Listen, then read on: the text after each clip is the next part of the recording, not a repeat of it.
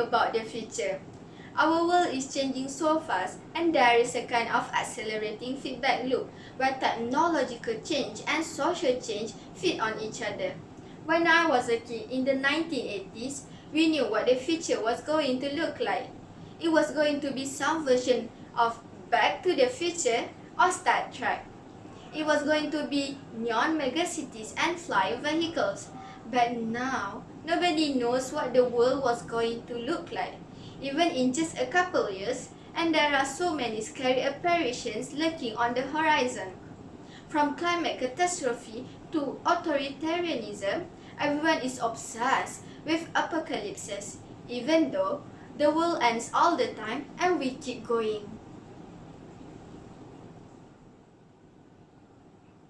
We must not be afraid to think about the future, to dream about the future, to write about the future. I found it really liberating and fun to do that. It's a way of vaccinating yourself against the worst possible case of future shock. It's also a source of empowerment because you cannot prepare for something that you haven't already visualized. But there's something that you need to know.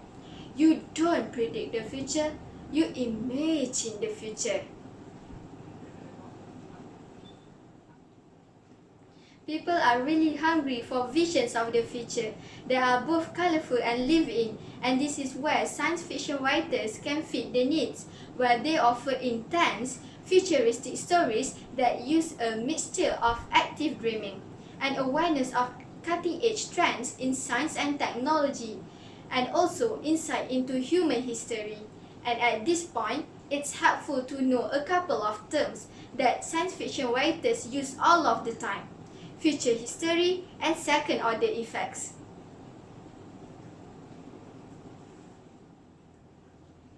Now, future history is basically just what it sounds like. It is a chronology of things that haven't happened yet, like Robert A. Heinlein's famous story cycle, which came with a detailed chart of upcoming events going up into the year 2100. Meanwhile, a second-order effect is basically the kind of thing that happens after the consequences of a new technology or a huge change. There's a saying often attributed to writer and editor Frederick Pohl that a good science fiction story should predict not just the invention of the automobile, but also the traffic jam. And speaking of traffic jams, I spend a lot of time trying to picture the city of the future. What's it like? What's it made of? Who's it for? I try to picture a green city with vertical forms and structures that are partially grown rather than built, and walkways instead of streets, because nobody gets around by car anymore. A city that lives and breathes. And you know, I kind of start by daydreaming the wildest stuff that I can possibly come up with. I imagine what kind of new communities will we have, what kind of new crimes that we haven't even thought of yet.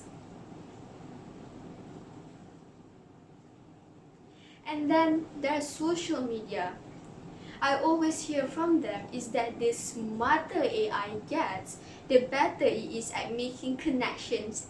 So maybe the social media of the future will be better. Maybe it will help us to form healthier, less destructive relationships. Maybe we will have devices that enable togetherness and serendipity. I really hope so. And finally, there's medicine. I think a lot about how developments in genetic medicine could improve outcomes for people with cancer or dementia.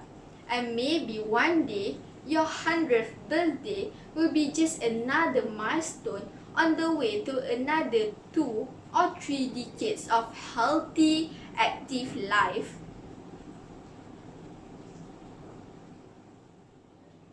So finally, basically, I'm here to tell you, people talk about the future as though it's either going to be a technological wonderland or some kind of apocalyptic poop barbecue. But the truth is, it's not going to be either of those things. It's going to be in the middle, it's going to be both, it's going to be everything.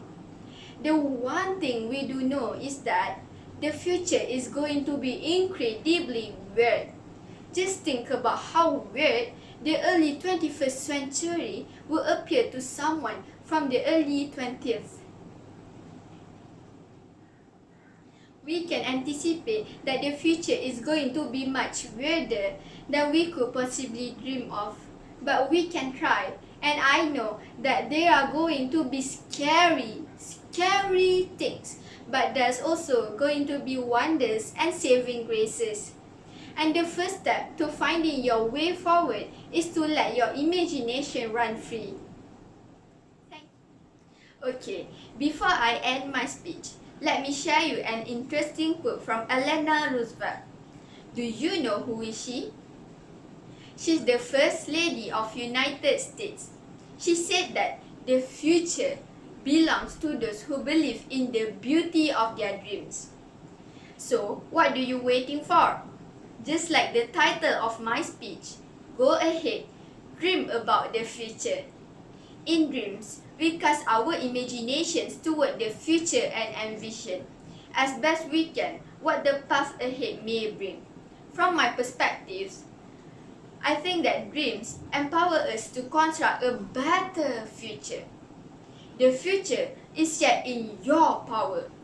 If you can dream it, you can do it. Thank you.